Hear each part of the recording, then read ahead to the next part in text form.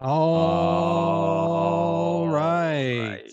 Welcome to the Domestic Draft Podcast. I'm Evan Bierman Man. here with Dan Slowick. We're going to be recapping the Bears season so far with a special guest in a little bit. But Dan, why don't you kick it off with what you're drinking, man? The Brewery. You heard that. It's called The Brewery, but it's spelled a little different. It's Bruery. It's near Anaheim, California, and it's a cool brewery. The brewery is the brewery. I've never heard of it. I saw it on the shelf. It's kind of got a little Halloween colors, but upon further review and research, it's a really highly regarded brewery that I had no idea about. According to them, the number 2 rated brewery on Untapped in California. They're a 12-time medal winner at the Great American Beer Festival. They won the 2014 and 2019 Firestone Walker Invitational Beer Festival People's Choice Award. So they got a lot of hardware to go with them. Okay. Yeah, and just a little bit about him. It's one guy, right? His name is Patrick Rue. So he used his namesake, which is RUE, and the word brewery, and he kind of combined them to have the spelling of his name in the name of his brewery. He was a home brewer. Did a lot of kind of experimenting and opened up his own one in 2008. And they're known for like having complex flavors.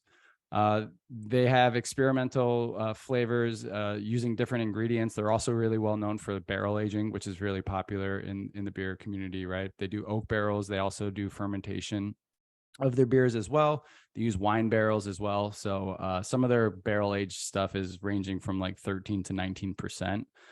And they do like yearly releases. So as I was reading a lot about them, I was like, this sounds a lot about like Goose Island and how they kind of did their stuff way back when and did like the yearly releases. But I haven't tasted this yet. I'm drinking the Mischief. It's a hoppy Belgian style ale.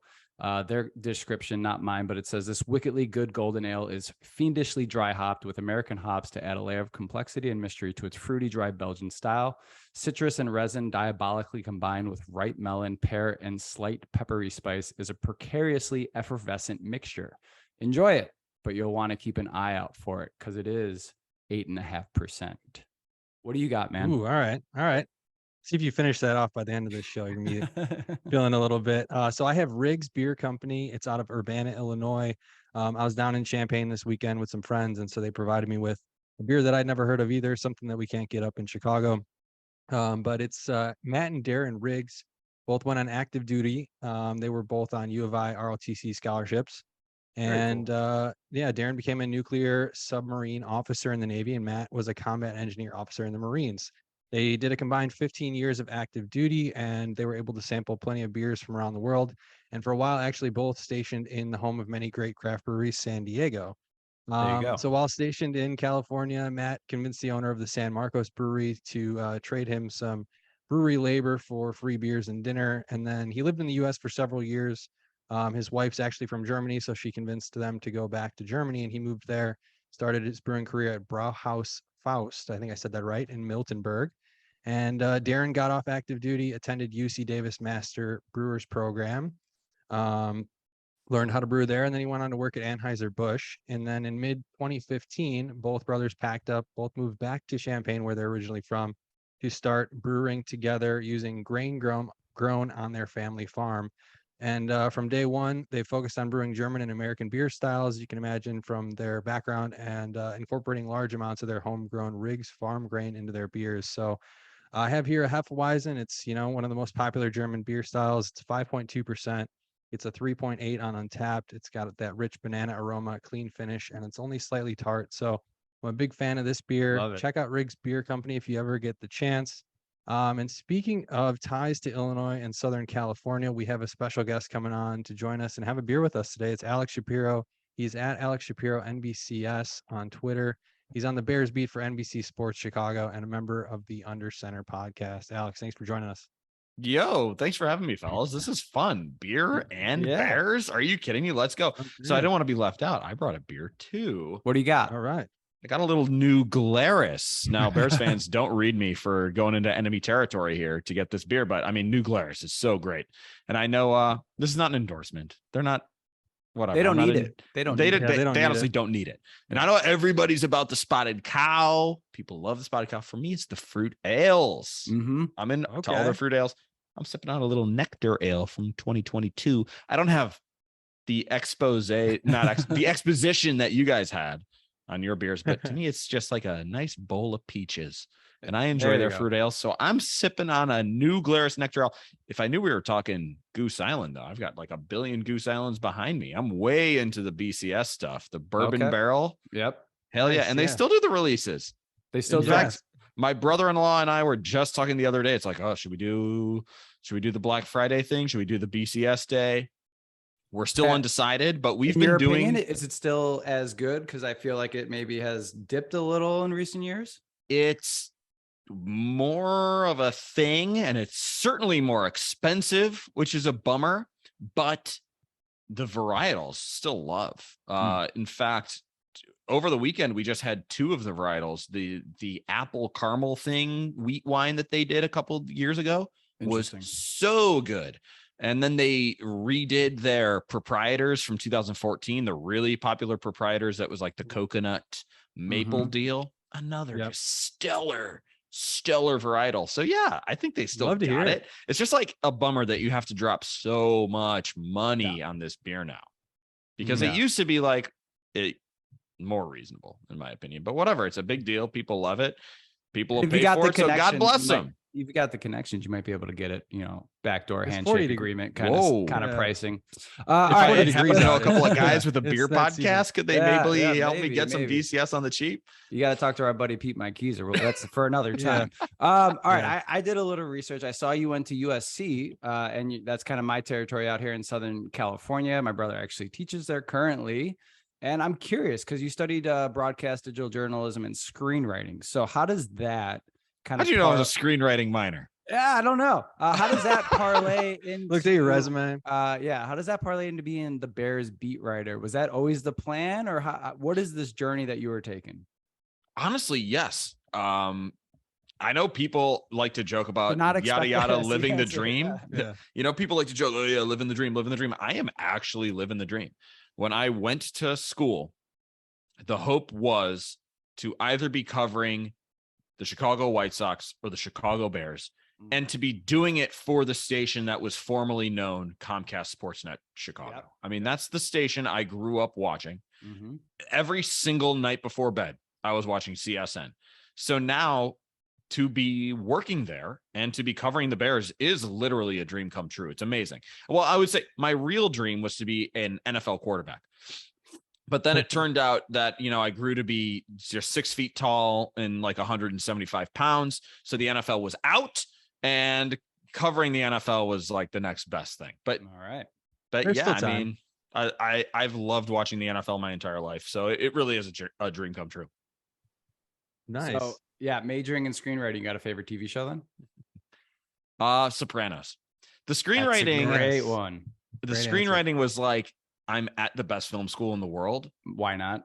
Exactly. Why not? And here's the other thing: wanting to be a writer and doing news writing. I feel like doing creative writing kind of helped my news writing as well, because it's a kind of different side of your brain. I was still writing. I'm sorry, drinking beer. I might be a little. If people listen to this podcast, they're well aware of the burp mid talk. Yeah. Yes. Okay. Cool. I'm glad we're all on the same page there. But it was kind of cool to exercise another side of writing while also honing my voice. And all the advice I got from all of my professors was the best way to get better at writing is to just write, hone your voice, discover your voice. So it was a way to continue to do that while doing something fun. And it was cool to write a screenplay and send it out to a production company and get coverage on it and all that. It was a super fun experience. What was the title of that? The title of the screenplay I finished. I wrote 1.5 screenplays. The one that I finished was called The Kiss of Death. And it was, thank you. It was a rom-com between the Grim Reaper and someone that she was supposed to kill. And basically I was writing the Grim Reaper as a Zooey Deschanel type person. And I just had a ton of fun like doing that, That's awesome. Yeah. That's great. How does that? Okay, so you kind of like spoke upon it, and we'll get into the Bears, but I'm just curious, just write to write, get that experience, creating a screenplay. Do you have a different like lens than some of these that just journalists that just went to like sports journalism school? Do you look at like the bigger picture? Do you try to find like a story of a season from like a start to finish? Are you looking at like players as characters or not really? Was it just more or less kind of experience? In terms of like how you think it's shaped, how your I write current now, craft of writing. Yeah. I don't know. I think it's hard to say, but the stories I do like are some of the, I don't know, the way I approach a story and the way I approach how I cover the team is, if there's a question I have, I bet somebody else has that question. If there's a story that I believe is interesting, I'm hoping that other people will find it interesting. So I'm not really thinking about it that much, but it's just kind of like, we all watch the games. We all have these storylines that we're following, and the little threads that I think are interesting, or like I said, that the questions that I have, those are the questions that I'm asking. And that's really how I shape my coverage. Now, what's great is, working with a team with Josh Rock, who's our Bears insider. We are able to bounce ideas off each other all the time. So he really helps me shape my ideas. We talk about stuff. We talk about how we want to go in and cover the cornerstones that we have to cover. And then we just kind of go from there. But it's really, honestly, like kind of an organic process. And like I said, it's just the stuff I find interesting is the stuff that I write. Yeah. Yeah, and I think Dan might have picked that up reading your recent article, the one titled Bears to reevaluate every player before next game. Check it out. It's on NBCSports.com. But one of the things that stuck out to me was that the Bears have a 24-hour rule, and you kind of wrote a little paragraph about that rule that they have. And that was something that I hadn't seen any other writer really writing about. It's like things like that are kind of behind the scenes things. Stories of the team, personality things, like with the coaches and with the players, that I think maybe sticks out a little bit more in your writing, at least to me. And it sounded like that's kind of what Dan was saying too. But could you kind of just sum up that article and let everyone know where to find your work before we move on to talk about the Bears' recent loss to the Commanders?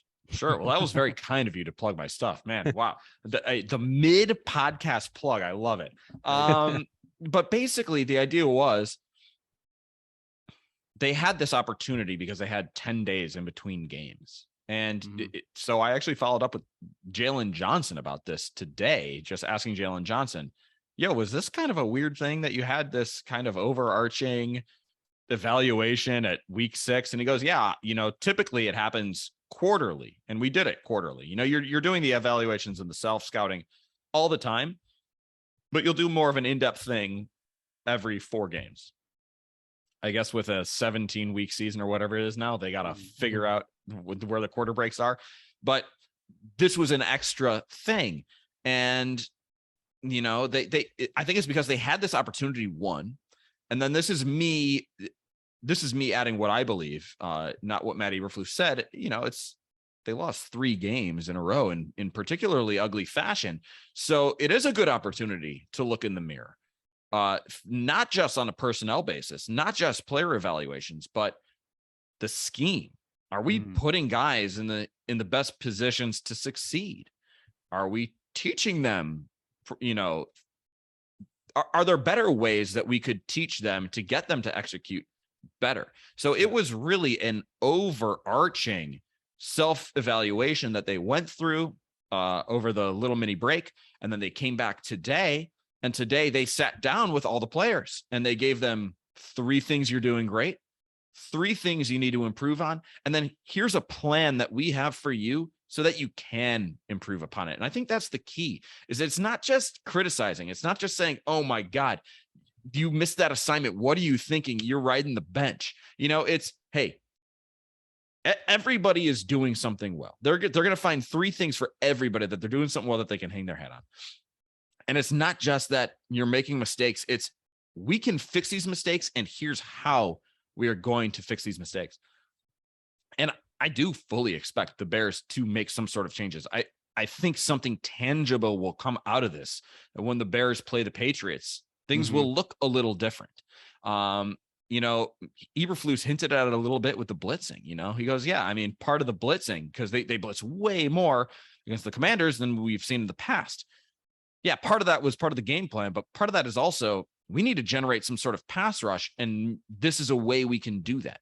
Yeah. So unclear whether they're going to blitz at that rate in the future, but they might find some middle ground where, they're not blitzing quite as frequently as they were against the Commanders, because the Commanders, had their issues in the middle of their interior offensive line, and Carson Wentz, there's all the stats about Carson Wentz under pressure. So it might not be quite as prolific as it was against the Commanders, but that could be an early example of a tangible scheme change that they're making to try and make some positive changes on the team. I'd love to hear that they're doing that kind of self-evaluation quarterly, or at least they had a point that they knew that they were going to do that. Do you think the previous regime did that at all? Because to I think every Bears fan, they're going to say it didn't look like, and they were looking at what was really going on there. This Bears team, You mean former coach of the year and GM of the year? has been horrible in the first half, and in the second half, they've really turned it on. So to, an outsider looking in, it's like at halftime, we're looking at what we're doing right and what we're doing wrong, and we're fixing it as soon as we can. And it didn't seem like the previous regime was doing that. But you think is that just what every NFL team does? Kind of, they have that quarterly break. Okay. That's kind of what Jalen Johnson was saying is, in the past, we did these quarter breaks, and this 6-week break, because we had this mini bye, was kind of new. But yeah, under Matt Nagy, they were doing those things. And of course, they're making halftime adjustments. It's just, were they making the right adjustments, or were they teaching it in a way or deploying it in a way that was effective? And I think obviously it wasn't effective under the Matt Nagy regime. They're not just sitting there saying, "Oh shucks, it's not working, but I guess maybe it'll work better in the second half." No, I mean, they were trying to improve. They were trying to make halftime adjustments. Making halftime adjustments also ain't easy. That's something that Matt Eberflus deserves a lot of credit for. Yeah. Not just Eberflus, but Alan Williams and Luke Getsy and all of their staff and all of the coaches, the position coaches who were then relaying it to the players. Them as a staff, I think, deserve a lot of credit for being good teachers, for being good communicators, and for being highly organized, so that, they can assess these problems and find solutions in game. I mean, that it really isn't easy, and they've been very good at it so far. So they deserve a ton of credit for that. Yeah, that's kind of where I was going for this next. You're very in tune. You're dialed in. You talk to the players. There's buy-in, is what it sounds like. With this roster, I think Bears fans just realize this. It's not a talented roster, but at least there's buy-in. They're doing what the coaches are telling them to do. Is this where you expected this team to be after 6 weeks, 2-4, kind of, with what they rolled out there? I mean, yeah, there was a couple close games there, but 6 games, 6.5 Vegas gave us before the season started. We're 2-4 through 6, 11 to go, win 4 of them. You think this is kind of where we should be? You are what your record says you are. That's fine. That's exactly what Matt Eberflus said, right? You are what your record said, what your record says you are. Yes and no. I didn't expect the passing offense to be very good, because at no point during the offseason did it look very good. There were huge questions around the offensive line. There were huge questions around the wide receiver room. And now we are seeing, those concerns were valid. The things that concern me are, the total lack of pass rush, the inability to stop the run. It's the mental errors. I expected this team to play very clean football and to be highly disciplined. And we've still seen the pre-snap errors. We've still seen costly turnovers in bad spots. That's what surprises me. And I think if the Bears were playing to the utmost of their hits abilities, if they were doing all of the hits stuff close to 100%, not even 100, like 90%, I bet they win 2 more of those games, and they're 4-2 instead of 2-4. Yeah. So it's a yes and a no. Am I surprised that they're 2-4? Not really. Like, maybe if I go back to my projections, I had them at 3-3 at this point instead of 2-4. It's more the ways in which they are losing, because they've done a much better job of moving the ball in between the 20s over the past couple games. And then all of a sudden they can't score in the red zone when they previously were really good in the red zone. So that's the stuff that gets me scratching my head a little bit. Mm-hmm. Yeah, I think most Bears fans would say Washington should have been a win. That and then Giants fumbling the punt, not given a shot there. But yeah, Evan, what do you got? I was going to say, I'm not going to ask if you're in or out on Fields yet, because it still seems too early and this roster is not where it needs to be for anybody to have that kind of opinion. But where do you think he needs to improve the most with his game? It seems like maybe his release time is one of the lowest, I think, in the league. Is that something that needs to improve, or is that just receivers aren't getting open and he's, struggling to find the open guy is because of that? His reads are taking longer because there's nobody open. I mean, at what point are we able to say he needs to do this better, or he needs to do that, or it's somebody else's fault and it's not his? I'm not a quarterbacks coach, nor have I ever played quarterback. So I'm not a guy who's going to be like picking apart his footwork, picking apart his arm mechanics. That's not really what I look at. What I look at is decisiveness. And I think he has been more decisive over the course of the season. I think he's grown in that area, not only throwing the ball to his players, but also when he decides to pull the ball and run, he just pulls the ball and decides to run. It's read. I got a lane, I'm going, instead of the kind of hemming and hawing.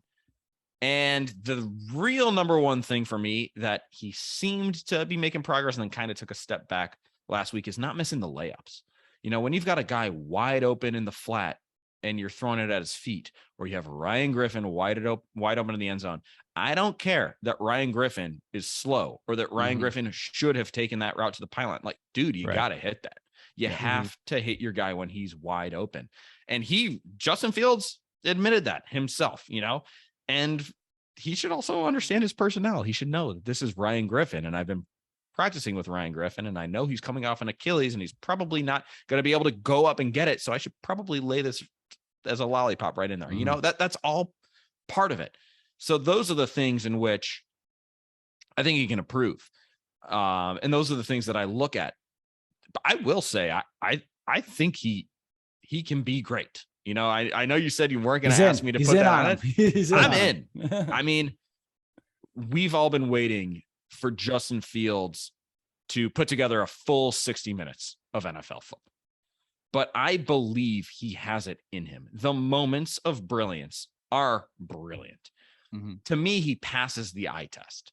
The things he does give him unbelievable upside. I believe when Justin Fields is at his best, he is a best player on the field type of guy. And those are the reasons I'm in on Justin Fields. And he's played, less than 20 NFL games. We also have to remember that this guy has played less than 20 NFL games. Yeah. He's on his second system.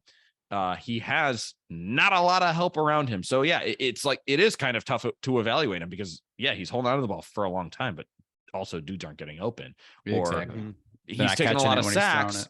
And I know sacks to a degree are a QB stat, but I mean, he's getting pressured a ton. He's getting pressured nearly 50% of the time. So all of that colors my evaluation of Justin Fields, but bottom line to me, he passes the eye test, and I believe he's got that it quality to me. I agree. I don't know if Evan agrees. We're all part of like group chats. We talk about he's in the middle. You talk about your favorite team, and everyone's an armchair expert. You always have this solution. Go trade for this guy. Go make this move now. Polls, what are you doing? Do you see this team making any midseason acquisitions? I know we still have. Is it Leatherwood from Oakland kind of still on our roster? Maybe he's coming back. We got N'Keal Harry coming back. Those are two kind of, take a flyer on a high prospect. But any other midseason moves that you saw? I know Robbie Anderson just got picked up by the Cardinals, a receiver that's dejected somewhere. I think most Bears fans want to see that receiving room improve. DJ Moore, maybe. What do you think?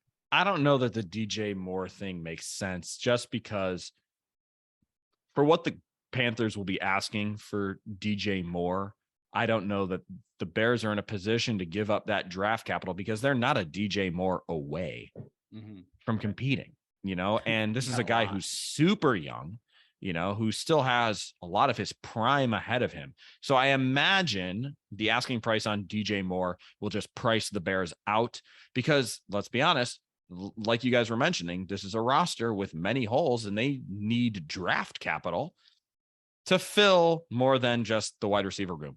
They need help at, pretty much every single offensive line spot. They need wide receiver help.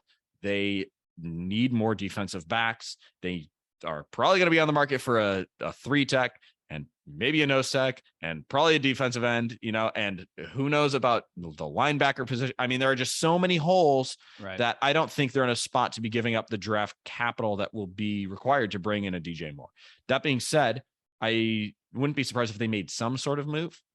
Might be something on the level of a N'Keal Harry type deal where it was not a ton to take a flyer on a guy. Kadarius Toney? I am not sure. Tyke Tolbert, obviously knows him from his time with the Giants. Yep. So Tyke is probably talking to them about that. I don't know about Kadarius Toney. I'm not sure about any guy specifically. I wouldn't throw a name out here specifically. I also wouldn't be surprised if they unload guys, to acquire even more draft picks. But I would be surprised if they were involved in some sort of blockbuster like the one that would be required to bring in a DJ Moore. Yeah. Gotcha. We are going to have north of 100 million in salary cap space to work with, though. So all those holes that you mentioned, I mean, they're going to be looking for guys. Is there any big names that you think we should be watching out for? I know this is a while away, looking at the offseason potentially. I mean, then you got Darnell Mooney, who they're going to be wanting to lock up for an extension, it sounds like, as well. So that should eat up a little bit of the cap space. But, what do you think is going to happen there? I mean, obviously, it sounds like Mooney's going to get done. It sounds like he wants to be here. They want him to be here. And then is there any other big names maybe that we should be watching for? I love it. Week 6, let's look to the offseason, Bears fans.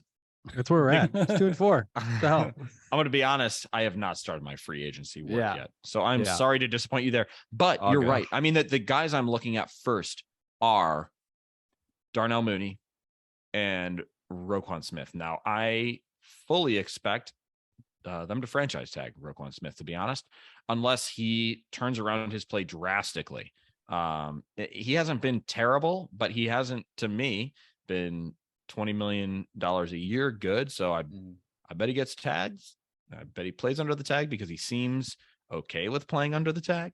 So that's what I would expect there. And then I'm looking at, what do they do with David Montgomery? Do we see more of a opportunity for Khalil Herbert? Looks good moving forward. And then, so those are the things I'm going to be looking at first, because they're going to have to make decisions on extensions for guys. The guys like Lucas Patrick, I forget if Lucas Patrick is a 2-year deal or a 1-year deal. I believe he's a 2-year deal, but maybe Nick Morrow's a 1-year deal. So all of those guys that they brought in on short contracts, they're going to have to decide which of those dudes they keep around. But I do also, again, fully expect them to spend way more money next offseason than they did this offseason. This offseason just felt like hey, we got to get our books in order. We got to get a few young guys with a lot of upside in on short contracts. And we're going to see which of those guys pans out, which of those guys become, the cornerstones of our team moving forward. And then next year, I'm not saying they're going to be the Eagles or the Dolphins, but it just feels like next year is going to be their year to make big moves, similarly to how the Dolphins and Eagles made moves. Please add some talent. I think that's all we're asking, is just to add some talent. We need some playmakers. I think every Bears fan is sick and tired of watching Justin Fields try to put the whole entire offense on his back and win a game. We got a game coming up. We'll ask you kind of one more question, get you out of here. But Bears are playing another nationally televised game, Monday Night Football, against the New England Patriots. Are we about to be embarrassed back-to-back weeks? I don't think they're going to be embarrassed. And to be honest, it was the Bears who kind of embarrassed themselves. They did it to themselves last week. Sure did. With their, a lot of mistakes. I don't think it's going to be a blowout. I think the Bears have it within themselves to, when they play cleanly, to keep it close and to keep it competitive. And they really haven't been blown out. The Green Bay game kind of got away from them, but they had an opportunity to make a 1-game score. Otherwise, I mean, they looked like they were going to get embarrassed by the Vikings, and they clawed their way back. They took a lead. I mean, they took a lead in a game that they were trailing 21-3. Exactly. So no, I don't think they're going to get embarrassed, because I think they've shown they're not quitters. They're going to keep fighting. And I think the coaching staff has shown the ability to make adjustments on the fly. So, yeah, for those reasons, I expect to be close. Do I expect the Bears to win? No. Bill Belichick is probably going to have a really good plan to shut down Justin Fields even more than we've seen before. Yeah. But and how do we contain Bailey Zappi? I mean, he's one of the best quarterbacks. Exactly. In the league. Zappy fever might be running out because, I mean, Zappy fever could be on the way to throw in a few interceptions. You know, the Bears haven't gotten the takeaways that we were seeing earlier, but takeaways are streaky. If they get one, there's a good chance they get another, you know? So I think for a variety of reasons, it will be a competitive game. And I do not believe the Bears lose by, you know, more than 10 points or anything like that. There you go. Compete. I think Belichick has a history of blitzing rookie quarterbacks pretty heavily. So I feel like we're going to see Fields under pressure that whole game. But how about second-year quarterbacks? What's his rate on Yeah, right. second-year Yeah. quarterbacks? 20 start quarterbacks. Right. Okay, last question. What's it like up in the press box during the game? Is it just quiet? Is everyone just kind of keeping to themselves up there? Is there any good food? Just give us kind of the rundown of what that's like up there before we get out of here. Food. Sure. So I love working in the press box. Everybody on the Bears beat is unbelievably kind. Everybody is also very funny. It is a working press box and everybody is super professional, you know, so there's no cheering, there's no booing. There's obviously none of that, but you know, we're trading comments, you know, so I sit with Josh Rock on my left and Courtney Cronin on my right. And we're definitely trading comments. We're definitely running things by like, hey, did I see that correctly? Oh my God, can you believe that play call, this, that, and the other thing? So it's not like we're totally silent. We're talking to each other during the game. And they got TVs up there, which is really nice. So I like to, you know, watch a play. I'll focus on one thing. And again, like things that are interesting to me. Like I'll focus on Braxton Jones for a series. How's Braxton Jones doing? Yeah. Then I'll see, you know, is Kyler Gordon really locking people down in the slot? So I'll watch that with my kind of first watch. And if there's something that really catches my eye, I'll go up on the TV and I watch it again. If nothing really, really catches my eye, then I kind of just watch the TV to get the full view of the play, if that makes sense. So that's kind of the watching experience in the press box. And then we're all taking notes. You know, I'm taking pretty good notes. Lots of people take really good notes. I mean, some people chart every single play, which is a lot. And then halftime, we do have a little nice spread. So we got a breakfast and we got a lunch. Dang. Breakfast is usually scrambled eggs, hash browns, and some sort of like French toast steak or McCaskey's waffle. you shouldn't have. There's typically a protein option like a bacon or a sausage. Okay. And then, you know, halftime can be anywhere from hot dogs to chicken sandwich, meatball sub, Italian sausage, salad, chips, cookies. So we got a bit chicken breast. Good spread. Yeah.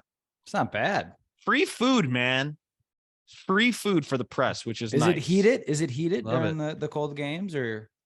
The press box insulated. ranges anywhere between 30 degrees to 100 degrees. Oh, love it. It is either it's often cold and it's often hot. So you got to prepare for all sorts of weathers. And the other thing that gets me every time, the unlimited popcorn, man. I'm good for at least one cup. I've been known to get 3 cups. Instant heartburn. It's my one weakness, man. All right. Yeah, man. Alex Shapiro, thank you so much for being here. He is on Twitter at Alex Shapiro MBCS. He is the Bears beat reporter for NBC Chicago Sports and a member of the Under Center podcast. Alex, we could talk all day Bears football. Thanks for being here, man. Really appreciate it. Thanks so much. And Evan, thank you for having me on. This is fun. This is such a fun podcast. So I really appreciate it. It was great. It was great talking Bears with you guys. Thanks, man. All right. Yep.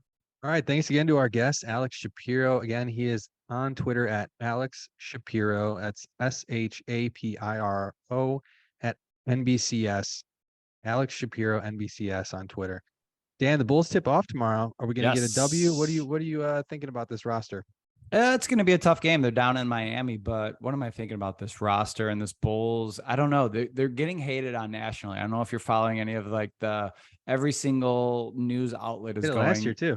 Preseason. Where do you got them? Well, the reason why, right? The East is stacked now. Cleveland made a trade. They got Donovan Mitchell. All the teams at the top. Kyrie Irving's going to be back for Brooklyn. The East is stacked. Detroit's a young, fun team as well. So their division is also very competitive. They got Milwaukee there, who's did kind of what the Bulls did and trusted continuity. And that's where my maybe that's where my issue is with this Bulls team. So real quick, they decided not to do a lot of offseason moves. They brought in Goran Dragic and Andre Drummond, two solid veteran players. Goran more than Andre. Andre looked okay in the preseason. I know everyone's talking about his 3-point shot, but I still struggle with his consistency, right? His motor. He tends to take a lot of plays off. He plays statistical basketball. He doesn't play winning basketball. Goran Dragic, I think is going to be awesome. Actually, I think he's going to be really, really good if he can stay healthy. Specifically with Lonzo Ball, not knowing when he's coming back. Lonzo's dad, LeVar, was on a podcast the other day and saying, "You're like, I'm not going to rush my boy back. Why is my boy got to get rushed back? I see 4 to 6, but why not take a year? Why not come back fully healthy?" Scares me. I hope Lonzo comes back earlier than later.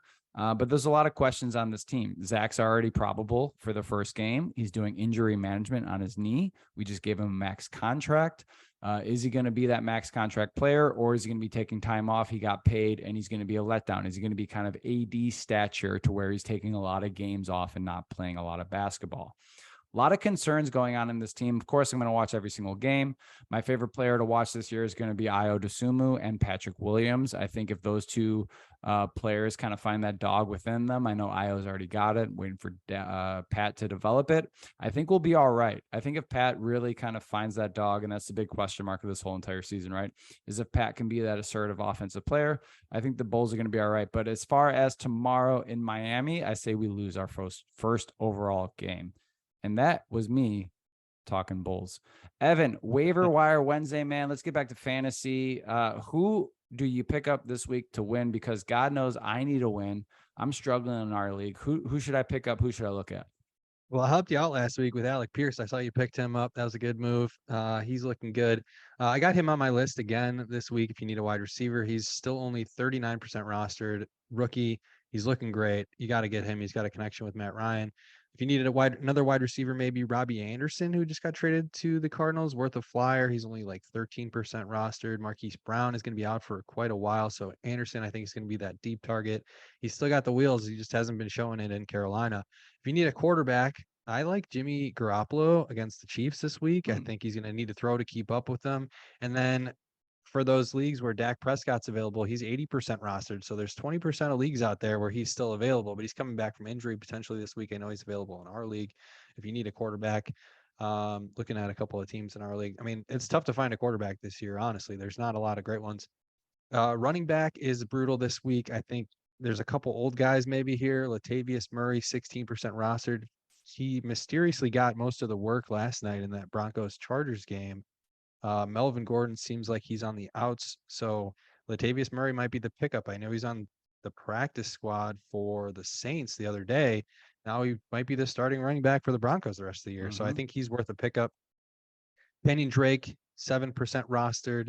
He got most of the work for the Ravens. J.K. Dobbins is coming back from that knee injury. He had a bad ACL tear, and I guess his knee was kind of locking up on him a little bit.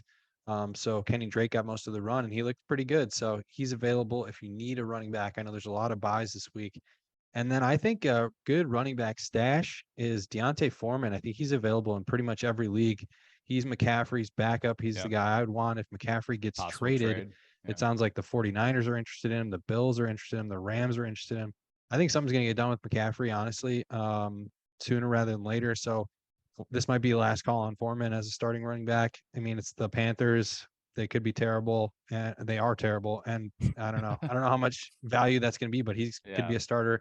So worth it if you have an end of the bench spot that you want to burn. And then tight end, there's a couple of names here that I'll mention. Robert Tonyan had a nice game. Randall Cobb's going to be out, so maybe he gets some more targets. Daniel Bellinger looks like maybe the number one receiver in New York for the Giants. And then Greg Dulcich had a nice little game with Russell Wilson last night, only on 3 targets, scored a touchdown. But yeah, a couple rookie tight ends and then good old Bob Tonyan. So those are my picks of the week. And I have to say, I like the Pats against the Bears this week. If you need a defense, they're probably out there. But I think they're going to blitz a lot.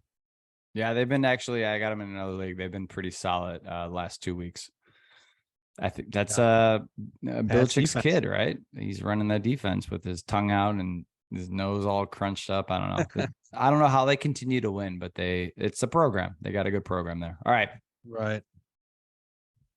All right, Dan, that's going to take us into our picks for week 7.